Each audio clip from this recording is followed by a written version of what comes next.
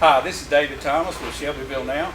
I'm here today with Mark Thomas, and he's going to share some cold weather tips for us. Mark, on the way over here, I noticed the temperature was 30 degrees, but from what I understand, the weatherman is telling us that it's going to get down really cold to zero or maybe even below zero over the next few days. And just share some things with us. First of all, tell us what we need to do for our pets. Well, as the temperatures plummet, it gets down below zero or even around 1 or 2 degrees, the wind temperature can be even cooler on the pets. So we need to keep them in mind that if they're tied up or in a dog kennel outside, we do need to keep them warm. Make sure their water stays, thawed out where it's not frozen, and their food can freeze as well, depending on what type of food you feed them. So it's very important to keep your animals warm outside. A lot of people use heat lamps these days. You need to be very careful with them, because with heat lamps comes the heat, and if they're not properly installed and put in right, they can cause fire hazards for our pets and cause the kennels to catch on fire. A lot of people use straw in them or the sawdust type material. That's good bedding for animals, but it also is flammable. So we need to really pay close attention to those items. And if you use an extension cord, make sure you have a good extension cord rated for the heat lamp bulb that you installed in your heat lamp. All right, that's some good information. That's the good ideas on pets, but also we need to watch out for ourselves too. I mean, people do some crazy things when it gets cold. I've seen all kinds of stuff. So just share with us some fire hazards that we need to watch for. Okay, we need to be very cautious during this time in our homes. The most important thing is smoke detectors, working smoke detectors. A 9-volt battery is generally all it needs to make it work.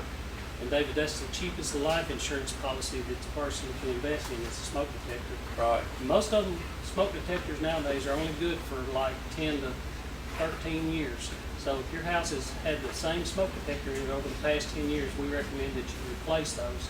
It's also good to have carbon monoxide detectors in your homes. These are early warning signs. If carbon monoxide level gets too high in your home, they'll sound off.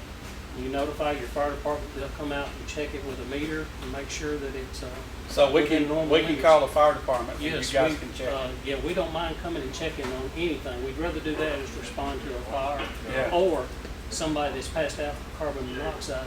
Yeah, that's bad. And during these times, when we crank up our heaters and stuff, that's when we get the carbon monoxide buildup in our homes.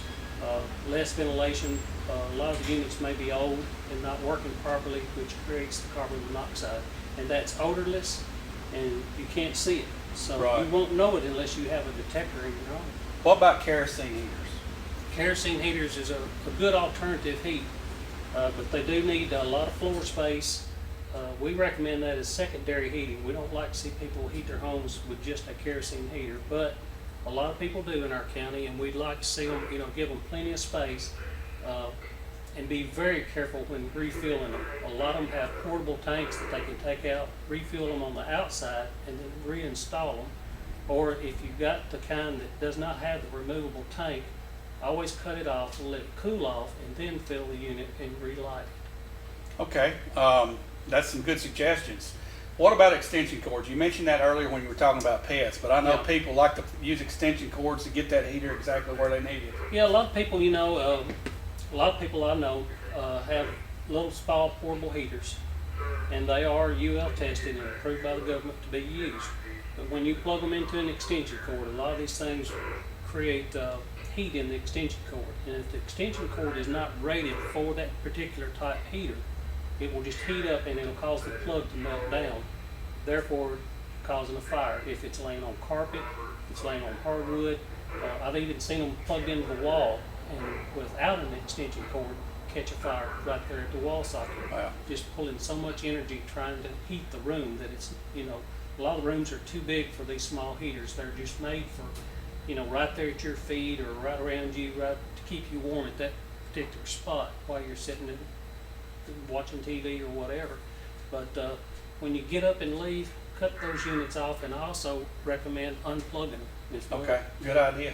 Well, these are all great suggestions, Mark. We thank you for taking the time to spend with us today. And again, if you have any problems with questioning whether or not you have radon. Mhm. Is that right? With the Mhm. radon detectors, they will be happy to come out and check that. That's something I didn't know. I hope this has been informative. We'll have this on our website for a few days, and if you have any questions, just call Chief Mark here at the Bedford County Fire Department. I'm sure he'd be happy to answer any questions that you might have. Thanks again, Mark, and we appreciate it, and look forward to talking to you soon. Thank you, Doug.